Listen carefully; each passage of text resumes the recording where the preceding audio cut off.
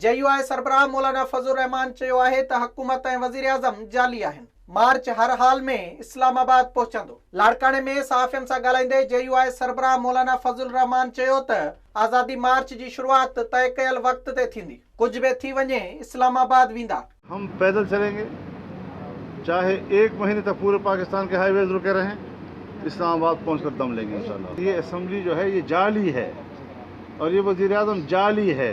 हुन चयो त हुकूमत एक तरफ़ भारत के कातिल चवे पई ऐं ॿिए पासे करतारपुर बॉर्डर खोले पई। हुक्मरान कश्मीर मसले ते सियासत कनि पिया।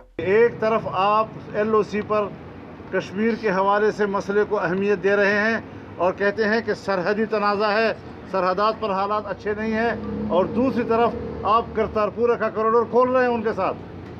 तो ये क्या, कश्मीर को सियासी तौर पर तो आप इस्तेमाल कर रहे हैं, कश्मीर को आप एक ढाल के तौर पर इस्तेमाल कर रहे हैं। मौलाना फजल रहमान चयो त पार्लियामानी निज़ाम खे ख़त्म करे सदारती निज़ाम आणण आइन ख़त्म करण जी साज़िश आहे। JUI फे सरबराह चयो त नवाज शरीफ खे अञा कुझु ॾींहं जेल में रखियो वञे हा त संदसि जनाज़ो ॿाहिरि अचे हा। हुक्मरान बेरहम आहिनि, मरियम नवाज़ खे वालिद सां मिलण बि न पियो ॾिनो वञे। विजिट कयो अवामी आवाज़ मीडिया ग्रुप जी वेबसाइट awamiawaz.pk।